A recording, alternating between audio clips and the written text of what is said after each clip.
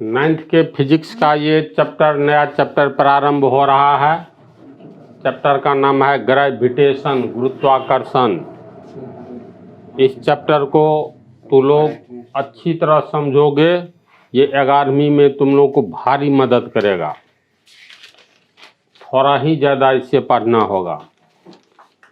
तो गुरुत्वाकर्षण किसे कहते हैं, इससे पहले कुछ महत्वपूर्ण बातों की जानकारी चाहिए।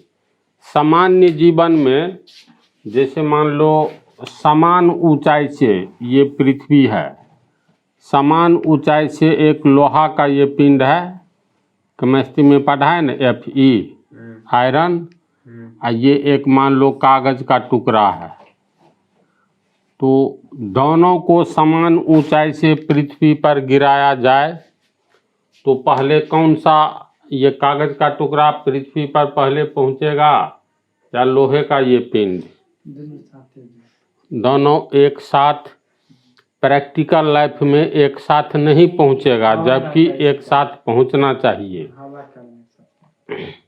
इस पर गैलीलियो ने बहुत प्रयोग किया और अपने प्रयोग के आधार पर जो निष्कर्ष निकाला, उस निष्कर्ष के अनुसार बहुत सारा प्रयोग किया। तो समान ऊंचाई से कोई भी पिंड अगर नीचे की ओर गिर रहा होता है तो बीच में वायु का डिस्टरबेंस नहीं रहे। वायु भी तो रोकता है। एक कागज के टुकड़े को हम लोग गिराएंगे तो कागज के टुकड़े के सतह का क्षेत्रफल अधिक होता है ना। ये गोली जो है लोहे की गोली, इसका वक्र पृष्ठीय क्षेत्रफल कम होता है। अगर वायु का प्रतिरोध जैसे गिराएंगे तो देखो इसके सरफेस एरिया पर ज़्यादा फोर्स, मतलब सरफेस एरिया पर वायु के कण के द्वारा ज़्यादा विरोध किया जाएगा, विरोधी बल ज़्यादा कार्य करेगा, इसीलिए ये लेट गिरेगा। इसके तुलना में ये पहले गिरेगा। इसका जो नीचे वाला सरफेस एरिया है वो कम है और इसका नीचे वाला सरफेस एरिया ज़्यादा है। जैसे इसी को समझो, इसको हम लोग गिराएंगे तो इसका सरफेस एरिया ज़्यादा है ना, तो जिसके चलते ये गिरेगा। तो वायु तो सब जगह है, वायु के कणों का विरोध करना होगा निचली ओर के सतह पर। लेकिन एक शीशे का गोला लेंगे तो उसका सतह का क्षेत्रफल, वक्र पृष्ठ का क्षेत्रफल कम होगा, तो वायु के कणों का विरोध कम करना होगा। इसीलिए चूंकि इसको वायु के कणों का अधिक प्रतिरोध करना पड़ेगा, इसलिए ये देरी से गिरेगा और लोहे का पिंड पहले गिरेगा। तो गैलीलियो का कहना था अगर वायु को गायब कर दिया जाए, कहने का अर्थ ये वायु के द्वारा जो प्रतिरोधी बल लगाया जाता है इसको शून्य कर दिया जाए, यानी ये निर्वात, इतना दूर में वायु नहीं है, तो मान लो इसका द्रव्यमान 1 ग्राम है, इसका द्रव्यमान मान लो 500 ग्राम है या 5000 ग्राम है, बहुत अंतर हो गया ना। तो ऐसी स्थिति में समान ऊंचाई से गिराएंगे तो दोनों एक ही समय में पहुंचेगा। ये गैलीलियो का निष्कर्ष था। बहुत प्रयोग किया गैलीलियो। तो गैलीलियो ने पीसा की झुकी हुई मीनार से 3 प्रयोग किया। झुकी हुई मीनार से भिन्न भिन्न द्रव्यमान वाली लोहे की 3 गेंदों को एक साथ गिराया। पीसा का मीनार कहाँ पर है? इटली में है और वो झुका हुआ है। विश्व के 7 आश्चर्यजनक चीज़ों में एक पीसा का मीनार भी है। अब तुम ही लोग सोचो, जैसे ये पृथ्वी है, ये 100-200 बरिस नहीं, इससे भी बहुत पुराना है। तो मीनार बहुत लंबा है, टावर, तो ये लंबवत रहेगा, तो इसका लाइफ हजारों साल तक है। लेकिन ये इस पोजीशन में नहीं हो करके कुछ एंगल से ये झुका हुआ है। जैसे ये मान लो इस पोजीशन में है, इसके बावजूद ये गिर नहीं रहा है, जबकि इसको गिर जाना चाहिए। तो पीसा का मीनार विश्व के 7 आश्चर्यजनक वस्तुओं में एक है। तो पीसा की झुकी हुई मीनार से भिन्न भिन्न द्रव्यमान वाली लोहे के 3 गेंदों को एक साथ गिराया और पाया तीनों गेंद एक ही साथ पृथ्वी पर गिरती है। भिन्न भिन्न द्रव्यमान, मान लो एक का द्रव्यमान 1 किलोग्राम है, दूसरे का द्रव्यमान 5 किलोग्राम है, तीसरे का द्रव्यमान 50 किलोग्राम है। देखो तो भारी अंतर है। तीनों को एक साथ समान ऊंचाई से गिराए जाने पर जितना पहला टाइम लिया, मान लो 5 सेकंड टाइम लिया, तो दूसरा भी 5 सेकंड लिया, तीसरा भी 5 सेकंड लिया। लेकिन जो प्रैक्टिकल में क्या होगा तो वहाँ पे हवा तो होगा ना, इतना अंतर नहीं होगा। मतलब हवा के रहने के बावजूद ये मान लो हवा का वेग 0 है, समझ गया?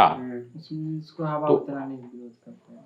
हाँ, तो ऐसी स्थिति में जब अलग अलग द्रव्यमान का, ये लोहे की गोली है, लोहा का गेंद है, तो अलग अलग द्रव्यमान पर ऐसे सोचो, पृथ्वी पर हम लोग ये 1 किलोग्राम का कोई पिंड है, फिर मान लो ये दूसरा 5 किलोग्राम का पिंड है, और फिर तीसरा मान लो 50 किलोग्राम का पिंड है। देखो साइंस बिल्कुल, फिजिक्स 100% समझने वाला है, कोई डाउट कहीं पर हो तो पूछना। इस पर भी हम लोग लगाते हैं 10 न्यूटन का बल, इस पर भी लगाए 10 न्यूटन का बल, और इस पर भी लगाए 10 न्यूटन का बल। तीनों में त्वरण पैदा होगा। जब ये फोर्स लगाएंगे 10-10 न्यूटन का, तो द्रव्यमान अलग अलग है, तो तुम ही लोग बतलाओ सबसे ज़्यादा त्वरण किस में पैदा होगा? त्वरण वेग में इकाई समय में वेग में परिवर्तन को त्वरण कहते हैं। 1 kg वाला पर ज़्यादा त्वरण पैदा होगा, उससे कम त्वरण इस पर, और सबसे कम त्वरण 50 किलोग्राम पर होगा। तो त्वरण एक्सेलरेशन जो पैदा होता है, त्वरण, इसका संबंध यहाँ पर मास से हो रहा है, द्रव्यमान से। द्रव्यमान बढ़ता है तो समान फोर्स लगाने पर सबसे अधिक त्वरण कम द्रव्यमान वाले पिंड में उत्पन्न होता है, यानी वेग में परिवर्तन। तो इससे ज़्यादा द्रव्यमान वाले पिंड में अधिक पैदा होता है। और सबसे तो 3 तरह का पिंड है, 3 तरह के द्रव्यमान वाला पिंड है, और तीनों पिंड पर जब हम लोग पृथ्वी के सतह पर फोर्स अप्लाई करते हैं, समान फोर्स, ऐसी स्थिति में द्रव्यमान अधिक होने के कारण त्वरण का मान घटता है। कम द्रव्यमान वाले में अधिक त्वरण, इससे अधिक द्रव्यमान वाले में कम त्वरण, और सबसे अधिक द्रव्यमान वाले में सबसे कम त्वरण उत्पन्न होता है। इसका अर्थ हुआ सबसे कम वेग उत्पन्न होता है, सबसे अधिक त्वरण ये द्रव्यमान वाले में, जिसका द्रव्यमान कम है उसमें अधिक वेग उत्पन्न होता है। तो यही कहानी होनी चाहिए ऊपर से नीचे की ओर गिरते हुए पिंड पर ना। अब इसी तीनों पिंड को पीसा के मीनार से, मान लो अलग अलग द्रव्यमान है, जो भी हो, भारी डिफरेंस भी हो सकता है, कम डिफरेंस भी द्रव्यमान में हो सकता है। तो तीनों लोहे का पिंड एक ही समय में पृथ्वी पर गिरा। इससे गैलीलियो क्या निष्कर्ष निकाला? किसी समान ऊंचाई से गिरते हुए पिंड का त्वरण उसके द्रव्यमान से मुक्त होता है। अर्थ इसका मतलब, इसका अर्थ ये हुआ, अगर हम यहाँ से गिराएंगे तो ये नीचे की ओर ही ना आएगा जी। तो इसका ये नीचे की ओर कोई फोर्स लग रहा है, तो जब नीचे की ओर फोर्स लग रहा है, द्रव्यमान अलग अलग है, तो त्वरण भी यानी वेग भी अलग अलग होना चाहिए। वेग में परिवर्तन इकाई समय में अलग अलग होना चाहिए। एक्सेलरेशन क्या है? इकाई समय में वेग में परिवर्तन को एक्सेलरेशन कहते हैं। पिछला चैप्टर तो लोग राउंड करके पढ़े हो। जब पृथ्वी के सतह पर द्रव्यमान के बढ़ने से समान बल लगाए जाने पर वेग इकाई समय में वेग में परिवर्तन घटता है, यानी द्रव्यमान अधिक रहता है, उसमें कम वेग उत्पन्न होगा, तो त्वरण मान लो कम होगा। वेग में परिवर्तन के दर को त्वरण कहते हैं। तो यही जब अलग अलग द्रव्यमान वाला कोई पिंड समान ऊंचाई से गिराया जाता है, तो एक ही समय में पृथ्वी पर पहुंचता है। वही तो यहाँ पे तो फिर अलग हो गया दोनों का बात मतलब। जैसे हाँ मतलब हम समझ गए जैसे। ये 10 न्यूटन का बल लगाइए हाँ तो इसमें सबसे ज्यादा गति 1 kg वाला पिंड में होगा ना, और गिराते टाइम भी तो सब पे एक क्या बल लगेगा, समान बल लगता है। हाँ तो फिर उसमें सबका गति समान कैसे होगा? समान बल नहीं लगता है। तो ऐसे करके छोड़ देंगे। जैसे F बराबर क्या पढ़े हो, ma, तो ma पढ़े हो तो ये m का मान तो मतलब देखो ज़्यादा हो रहा है, 1 किलोग्राम, 5 किलोग्राम, 50 किलोग्राम। तो पृथ्वी तो किसी भी पिंड को अपने केंद्र की ओर खींचती है, तो खींचती है तो इसका मतलब पृथ्वी बल लगाती है, एक फोर्स लगाती है और उसी फोर्स से किसी भी पिंड को अपने केंद्र की ओर खींच लेती है। तो पृथ्वी के द्वारा अलग अलग पिंड पर अलग अलग बल लगाया जाता है। क्योंकि F बराबर ma, मात्रा तो मास तो कभी नहीं बदलेगा कि एक ही मतलब मास कहते हैं, सॉरी मास यहाँ बदल रहा है, इसका मतलब A का मान अस्थिर है। थोड़ा ध्यान से सोचो तो ये A का मान फिक्स है। पृथ्वी के द्वारा किसी भी पिंड पर जो फोर्स लगाया जाता है तो एक्सेलरेशन में कोई चेंज नहीं आता है, मास में चेंज आएगा। मास में कैसे चेंज आ जाएगा? तो ग्रेविटी देखो 1 किलोग्राम, 5 किलोग्राम, 50 किलोग्राम, इसका द्रव्यमान तीनों का अलग अलग हो गया। तो तीनों पिंड को जब हम लोग समान ऊंचाई से गिराएंगे तो समान समय में पहुंचा। जब समान समय में पहुंचा तो इसका अर्थ है उसका एक्सेलरेशन समान है। नीचे की ओर गिरते हुए पिंड का त्वरण जी कहलाता है, जो जस्ट आगे ये सब चर्चा करेंगे। एक्सेलरेशन ये रेखीय दिशा में होता है और ऊपर से नीचे की ओर जो कोई पिंड गिरता है, पृथ्वी के द्वारा जो बल लगाया जाता है तो बल बराबर F बराबर तो ma ही होता है। तो ऐसी स्थिति में जब वर्टिकली सीधे नीचे की ओर कोई पिंड गिर रहा होता है या सीधे ऊपर की ओर वर्टिकली कोई पिंड जाता है तो दोनों स्थिति में पृथ्वी के द्वारा मतलब अपने केंद्र की ओर फोर्स लगाया जाता है। तब हम किसी पिंड को ऊपर की ओर फेंकते हैं तो कुछ समय के बाद ये नीचे की ओर गिर जाती है ना, ऐसी बात। तो इस निष्कर्ष से एक्चुअली गैलीलियो ने जो निष्कर्ष निकाला, अलग अलग द्रव्यमान वाले पिंड ही क्यों न हो, अगर वायु का प्रतिरोध शून्य हो तो ऐसी स्थिति में एक्सेलरेशन सबका एक समान होता है। यानी मास उसके द्रव्यमान से एक्सेलरेशन का कोई संबंध नहीं होता है, जबकि रैखिक गति में एक्सेलरेशन का संबंध होता है मास से। इसको हम पहले लिखते हैं भाषा में। गैलीलियो जो निष्कर्ष निकाला, देखो गैलीलियो ने पीसा की झुकी हुई मीनार से भिन्न भिन्न द्रव्यमान वाली लोहे की 3 गेंदों को एक साथ गिराया। अपने इस ऑब्जर्वेशन के आधार पर जो निरीक्षण किया, ऑब्जर्वेशन किया, इस आधार पर क्या निष्कर्ष निकाला, पृथ्वी की ओर गिरते हुए पिंड का त्वरण उसके द्रव्यमान से स्वतंत्र होता है। इसका अर्थ समझ लो। देखो रेखीय गति में क्या होता है, F बराबर ma, यानी इसको हम लोग लिख सकते हैं ma बराबर F, इसीलिए A बराबर F बाय m। इसको चलो मान लेते हैं समीकरण 1। ऊर्ध्वा पृथ्वी की ओर वर्टिकली यानी सीधे नीचे की ओर या सीधे ऊपर की ओर कोई भी पिंड नीचे की ओर गिरती है तो इसका मतलब पृथ्वी अपने फोर्स के द्वारा, जिसे गुरुत्वाकर्षण बल कहेंगे, अपनी ओर खींच रहा है। सरल रेखीय गति में एक्सेलरेशन को A कहेंगे और गिरते हुए पिंड के लिए पिंड में जो त्वरण उत्पन्न होगा इसको जी कहेंगे। समझा? इस सब के बारे में आगे बतलाएंगे। तो ये होगा mg होगा, ये g हो गया, एक्चुअली एक्सेलरेशन ही हुआ।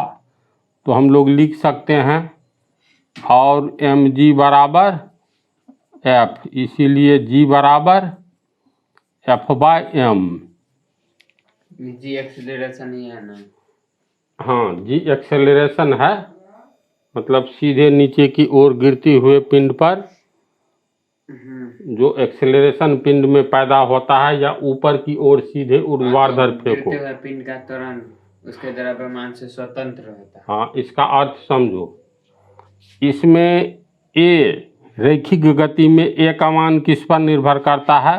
तो m का मान अगर बढ़ाएंगे, देखो x बराबर 5/2 है, तो ये हो गया अंश बटा हर।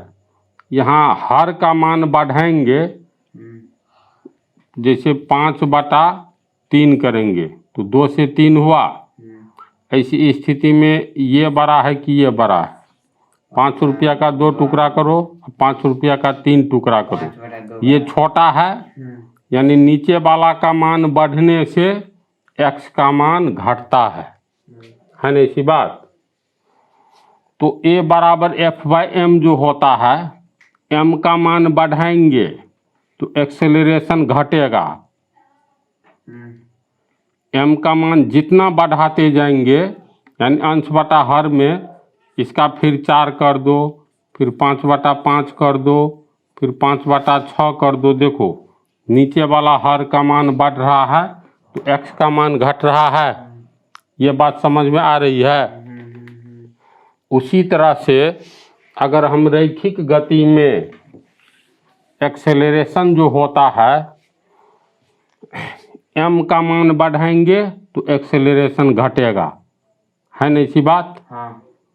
1 किलोग्राम, तो m के मान पर a का मान निर्भर करता है। देखो इधर ध्यान से, m का मान बढ़ेगा तो a का मान घटेगा। m का मान अगर घटेगा m मास का, तो a का मान बढ़ेगा। ये क्लियर हुआ? लेकिन गुरुत्वीय त्वरण में क्या होता है? g बराबर f/m। m का मान तू कितना भी बढ़ाओगे तो g का मान हमेशा आएगा 9.8 मीटर प्रति सेकंड स्क्वायर ही। कितना भी घटाएंगे तो? घटाओगे या बढ़ाओगे, इससे g का मान नहीं बदलता है। इसका अर्थ हुआ m का मान बढ़ाएंगे या घटाएंगे तो g का मान कांस्टेंट आएगा 9.8 मीटर प्रति सेकंड स्क्वायर। यानी m का मान बढ़ाएंगे तो स्वतः f का मान बढ़ जाएगा। जी का मान बढ़ता है, वो तो अलग अलग जगह पर, तो अभी इसकी चर्चा नहीं हो रही है। ध्रुवीय क्षेत्र पर अलग होता है, विषुवत रेखीय क्षेत्र पर अलग, वो तो पृथ्वी की आकृति के कारण ये बतलाएंगे। लेकिन g का मान यहाँ पर हमेशा रिजल्ट आएगा 9.8 मीटर प्रति सेकंड स्क्वायर। यानी m का मान बढ़ाएंगे तो स्वतः f का बढ़ेगा, तब ना हमेशा यही मान आएगा। ऐसी बात नहीं है जो f कांस्टेंट है, m का मान बढ़ाएंगे अंश बटा हर में, हर का मान बढ़ेगा तो g का मान तो मतलब घटता बढ़ता रहेगा। लेकिन ऐसी बात नहीं होती है। इसका अर्थ है ये मात्रा से, मास से ये g यानी एक्सेलरेशन बिल्कुल फ्री है, इसमें ऐसी बात नहीं है। तो समझा इसका अर्थ? बोलो तो पृथ्वी की ओर गिरते हुए पिंड का त्वरण उसके द्रव्यमान से स्वतंत्र होता है। तो गैलीलियो इसको अपने जीवन काल में साबित नहीं कर पाया। समझा? गैलीलियो का कहना ये भी था, जैसे मान लो वहीं कागज की टुकड़ा को गिराओ, एक शीशे की गोली को गिराओ, तो व्यवहार में प्रैक्टिकली जो होता है उसके विपरीत यह बात होती है। गैलीलियो ने जो कहा कागज के टुकड़े का क्षेत्रफल, सतह का क्षेत्रफल अधिक होता है और गोली के सतह का क्षेत्रफल कम होता है, जिसके कारण वायु के कणों का प्रेशर नीचे से ऊपर की ओर कागज के सतह के क्षेत्रफल अधिक होने के कारण अधिक लगता है, और गोली का सतह का क्षेत्रफल कम होता है तो वायु के कणों का विरोध कम होता है, जिसके चलते ये शीशे की गोली पहले गिरती है, कागज़ का टुकड़ा बाद में। अगर दोनों के बीच मतलब वायु का कोई भी एक्स्ट्रा फोर्स हो, इसको शून्य कर दिया जाए, तो ऐसी स्थिति में अलग अलग द्रव्यमान वाले पिंड को गिराओगे समान ऊंचाई से, तो ये सब समान समय में ही पृथ्वी पर पहुंचेगा। अर्थात ये पृथ्वी की ओर गिरते हुए पिंड का त्वरण द्रव्यमान से फ्री होता है, स्वतंत्र होता है। समझ गया? तो इस क्वेश्चन का आंसर हुआ। 2-4 लाइन और लिखते हैं। गैलीलियो का यह निष्कर्ष है, पृथ्वी की ओर गिरते हुए पिंड का त्वरण उसके द्रव्यमान से स्वतंत्र होता है। गैलीलियो का यह निष्कर्ष, कौन सा? ये निष्कर्ष दैनिक जीवन में होने वाली घटनाओं के विपरीत था। जो हो रहा है दैनिक जीवन में उसके विपरीत है ना। ये अपने भी फील करो ना, तो समान ऊंचाई से कागज का टुकड़ा लो या किसी पंछी का पंख ले लो, ये भी बहुत हल्का होता है ना जी। एक तो कोई भारी पदार्थ ले लो, दोनों को एक साथ गिराओ, तो पंख के सतह का क्षेत्रफल अधिक होता है। वहीं कोई गोल गोल चीज़ गिराओ तो उसका सतह का क्षेत्रफल कम होता है। तो जिसके सतह का क्षेत्रफल अधिक होगा तो वायु के प्रतिरोध का उतना अधिक सामना करना होगा।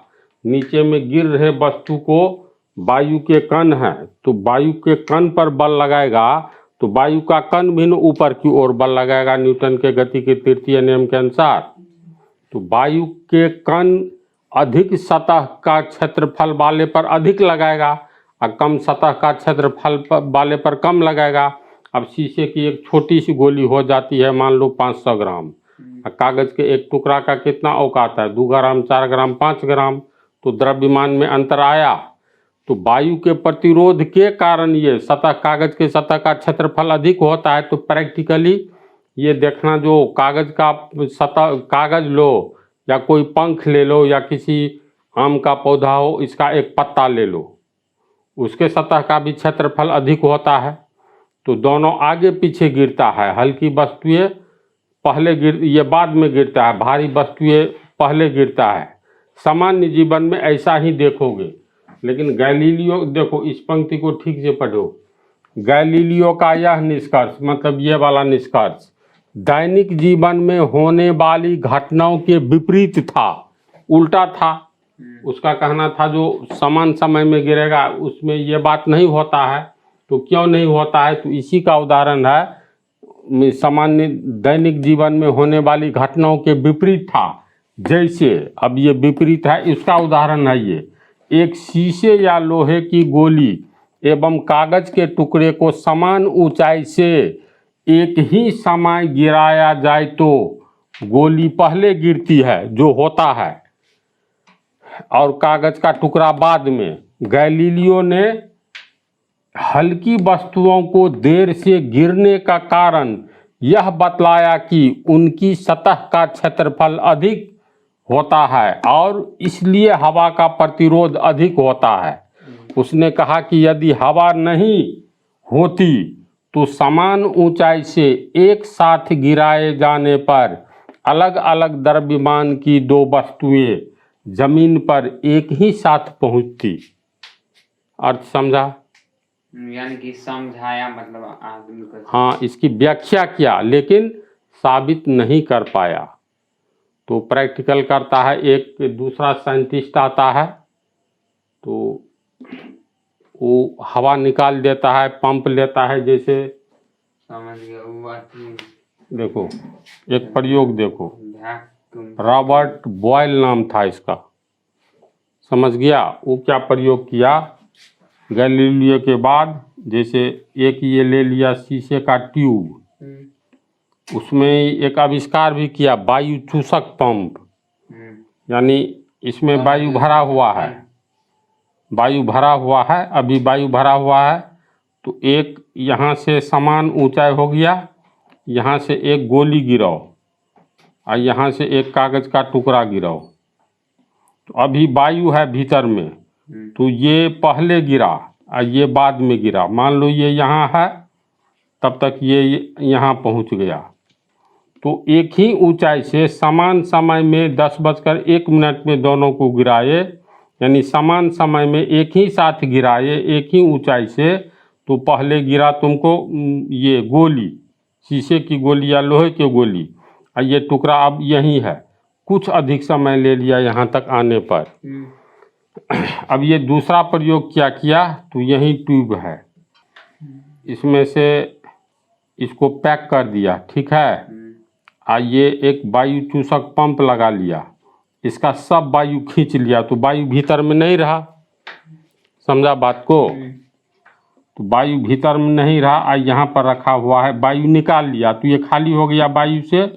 अब यहाँ पर ये एक गोली है, अब मान लो यहीं पर एक कागज का टुकड़ा है, इसको उलट दिया, तो उलट दिया तो स्थिति ऐसी हो जाएगी, यानी दोनों है पेंदिए में, तो इसको ये दोनों एक साथ समान समय में पहुंचा यहाँ पर, तो वायु का प्रतिरोध तो इसमें नहीं रहा। अब इस लाइन का अर्थ समझा, तो तू लोग यहाँ तक उतारो, एक छोटी सी परिभाषा लिखा करके अगले पार्ट में बतलाएंगे। चलो सेकंड क्वेश्चन छोटा है, फ्री फॉल मुक्त पतन किसे कहते हैं। तो हम लिख दिए हैं पहले, किसी माध्यम के प्रतिरोध की अनुपस्थिति में पिंडों के गिरने की गति को मुक्त पतन कहते हैं। यानी किसी माध्यम के प्रतिरोध की अनुपस्थिति में, माध्यम यहाँ हवा है ना, पानी भी हो सकता है और शून्य माध्यम भी हो सकता है। तो किसी माध्यम के प्रतिरोध की अनुपस्थिति में, लाइन समझ रहा है ना?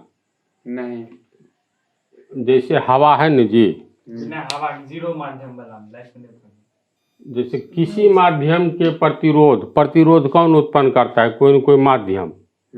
जैसे चंद्रमा पर हवा नहीं है, तो चंद्रमा पर हवा नहीं है तो भारी पत्थर ले लो, एक कागज का छोटा सा टुकड़ा लो या बहुत बड़ा टुकड़ा लो, अंतर नहीं पड़ता है, दोनों एक ही समय में गिरेगी, तो वहाँ हवा एक माध्यम हो गया। तो पृथ्वी पर माध्यम है ना हवा, तो किसी माध्यम के प्रतिरोध, माध्यम रहेगा तब तो ऊपर से नीचे गिरेगा, ये तो प्रतिरोध करबे करेगा। तो किसी माध्यम के प्रतिरोध की अनुपस्थिति में, अब इतना ही का अर्थ समझा, पिंडों के गिरने की गति को, तो गिरने की गति का मतलब हुआ ऊपर से नीचे की ओर कोई चीज गिरता है कि नीचे से ऊपर की ओर, तो नहीं गिरता है। तो पिंडों के गिरने की गति को मुक्त पतन, फ्री फॉल कहते हैं, समझा। यानी कि जो पिंड उस माध्यम की अनुपस्थिति में जो गिरेगा उसका गति हाँ, होगा, उसको बोलेंगे। कोई माध्यम रहेगा तब तो मान लो इस रूम में गैस भरा हुआ है, कार्बन डाइऑक्साइड गैस, तो अब कार्बन डाइऑक्साइड गैस एक माध्यम हो गया, तब तो ये कार्बन डाइऑक्साइड गैस के कण किसी भी पिंड को गिराओगे तब तो ये नीचे से ऊपर की ओर, ऊपर से नीचे की ओर ये बल लगाएगा, तब तो नीचे से ऊपर की ओर भी ना कार्बन डाइऑक्साइड के कण बल लगाएगा, तो उस माध्यम को ही गायब कर दो। यानी कोई भी माध्यम की अनुपस्थिति में किसी माध्यम गिरेगा, माध्यम तो प्रतिरोध करता है, तो माध्यम के प्रतिरोध की अनुपस्थिति में हवा शांत है, तब माध्यम तो है, लेकिन बहती हुई हवा ज्यादा प्रतिरोध उत्पन्न करेगा, शांत हवा कम करेगा। तो माध्यम का अनुपस्थिति में पिंडों को जो मतलब गिरने की गति होगी, यानी कि पिंड का जो माध्यम के प्रतिरोध, जैसे नली वाला, हाँ, तब क्या बोलता है, आगे पढ़िए ना, पिंडों के गिरने की गति को, स्पीड को फ्री फॉल कहते हैं। पिंड जो गिरेगा उस टाइम जो उसका गति रहेगा उसको फ्री फॉल। हाँ, तो फ्री फॉल की स्थिति में, यानी मुक्त पतन की स्थिति में पिंड के त्वरण को गुरुत्वीय त्वरण, यानी एक्सेलरेशन ड्यू टू ग्रेविटी, याद रह जाएगी बात, अभी तो सूर्य हुआ है, एक्सेलरेशन ड्यू टू का मतलब के कारण, ग्रेविटी के कारण। मुक्त पतन की स्थिति में पिंड के त्वरण को कौन सा त्वरण कहा जाता है, तो गुरुत्वीय त्वरण, एक्सेलरेशन ड्यू टू ग्रेविटी कहा जाता है, जिसे ए के बदले जी से व्यक्त किया जाता है। फ्री फॉल की स्थिति में जब कोई, समझ गया ना, ए के बदले जी का, प्रयोग किया जाता है। इस त्वरण की दिशा हमेशा सीधे नीचे की ओर होता है। अब कहोगे ई कैसे? वही तो तो लेकर पृथ्वी के द्वारा बल लगता है नीचे की ओर, केंद्र की ओर ना, हाँ तो फोर्स की जो दिशा होगी वही न, मतलब वेग में त्वरण क्या है, इकाई समय में वेग में परिवर्तन को त्वरण कहते हैं। तो ये पिंड शांत है या कुछ गति से जा रही है, उस पर कुछ फोर्स लगा दिए तो इसके वेग में परिवर्तन हुआ। टी समय में मान लो कितना परिवर्तन हुआ, तो ए बराबर v minus you by T. तो इकाई समय में पिंड के वेग में परिवर्तन को त्वरण कहते हैं, एक्सेलरेशन। तो ये जब पृथ्वी है किसी भी पिंड को अपने केंद्र की ओर नीचे की ओर खींचती है, तो इसका मतलब पृथ्वी के द्वारा बल किधर लगाया जाता है, ऊपर की ओर की नीचे की ओर? नीचे की ओर फोर्स लगाई जाती है पृथ्वी के द्वारा। तो फोर्स जिस दिशा में लगता है वेग उसी दिशा में उत्पन्न होता है ना इसी बात। और वेग में परिवर्तन भी नीचे की ओर लगेगा तो वेग नीचे की ओर होगा।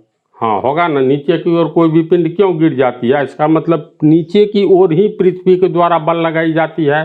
तो फोर्स की दिशा नीचे की ओर है, इस पर फोर्स लगाएंगे तो ये आगे की ओर बढ़ेगा, तो वेग भी आगे की ओर पैदा होगा। वेग आगे की ओर पैदा होगा तो वेग में जो परिवर्तन होगा इकाई समय में उसी को त्वरण कहेंगे। तो वेग में परिवर्तन भी लगाए गए फोर्स की दिशा में ही न होगा। तो पृथ्वी के द्वारा जो किसी पिंड पर फोर्स लगाया जाता है, जिसके चलते उसमें जब ये फोर्स लगाया जाएगा तो उसमें गति पैदा होगी, गति पैदा होगी तो त्वरण पैदा होगा। तो त्वरण की दिशा क्या होगी, चूंकि फोर्स की दिशा पृथ्वी के केंद्र की ओर है तो त्वरण की दिशा भी पृथ्वी के केंद्र की ओर ही होगा। गुरुत्व शून्य माध्यम में जो कोई पिंड रहेगा तो वहाँ पे फ्री फॉल होगा ना, होगा ही। हाँ तो होगा, तो वहाँ पे जरूरी नहीं नीचे की ओर होगा। हाँ, शून्य माध्यम में तो ग्रेविटेशनल फोर्स शून्य हो जाता है। हाँ तो फिर वहाँ कोई फोर्स ही नहीं लगता, फोर्स लगता ही नहीं है। तो F बराबर mg। अब जैसे वायुमंडल की, ये वायुमंडल से ऊपर निर्वात की बात कर रहे हो, तो इसमें यहाँ पर पिंड है, उस पर कोई फोर्स ही नहीं लग रहा है, तो F बराबर अब mg याद रखो, बाद में याद रखोगे W बराबर mg। तो खैर अभी इसकी बात छोड़ो, F बराबर ma, a की जगह g हो गया। तो यहाँ फोर्स इस पर कोई लग ही नहीं रहा है, तो मास तो है इसका, मान लो इसका मास है 1 किलोग्राम, मास तो है, लेकिन फोर्स लगेगा तब न इसमें त्वरण उत्पन्न होगा। तो निर्वात में पिंड का त्वरण कितना होगा, शून्य होगा।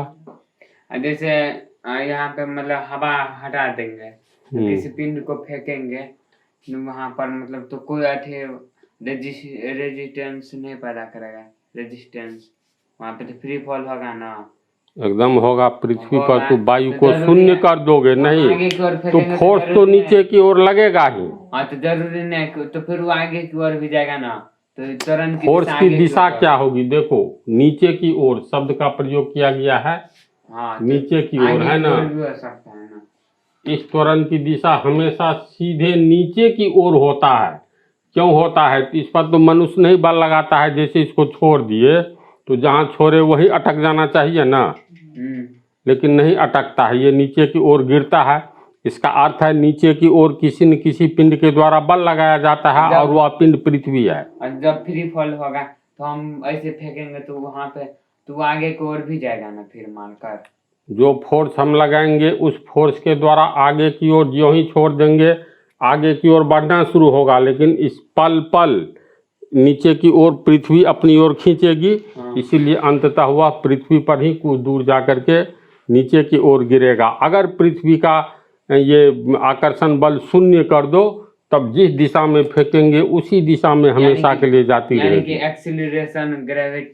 एक्सीलरेशन ड्यू टू ग्रेविटी का हमेशा त्वरण नीचे की ओर होता है। हाँ, नीचे की ओर क्यों होता है, जैसे मान लो ये पृथ्वी है तो पृथ्वी के बीच में केंद्र है, इसको करोड़ कहते हैं, निफे से बना हुआ, कभी बतलाए थे शायद, हाँ बतलाए थे, एक बार नहीं कई बार, निकेल और फेरियम यानी लोहा से। इसी के चलते ये इसमें जो पृथ्वी में आकर्षण शक्ति हो गई है, कहीं से फेंको, यहाँ से अगर गिराएंगे तो इसको पृथ्वी अपने केंद्र की ओर खींचेगी। तो ये बल की दिशा क्या हो गया, एफ की दिशा ये हो गया। तो एफ की दिशा ये केंद्र की ओर हुआ, तो इसमें वेग में परिवर्तन भी केंद्र के ओर होगा, त्वरण की दिशा भी केंद्र की ही ओर होगा। समझ गया? अतः गिरती हुई वस्तुओं का वेग, फिर इस लाइन को देखो, इस त्वरण की दिशा हमेशा सीधे नीचे की ओर होता है, अतः गिरती हुई वस्तुओं का वेग बढ़ता जाता है। समझ गया? तथा ऊपर की ओर फेंकी गई वस्तुओं का वेग घटता जाता है। अगर ऊपर की ओर फेंकेंगे तो इसमें तो पृथ्वी फोर्स नीचे की ओर लगाएगी, तो एक्सेलरेशन भी नीचे की ओर ही न होगा, तो मंदन हो जाएगा तो घटेगा। हाँ, तब ये नीचे में गिरेगा। तो इतनी, ये जी का मान देखो 9.8 मीटर प्रति सेकंड स्क्वायर होता है, इसको याद रखना। आगे बतलाएंगे कहाँ कहाँ बदलता है। पृथ्वी पर 3 जगह चेंज होता है इसकी आकृति के चलते। तो तू लोग इतना को उतार लो, रेस्ट अगले पार्ट में।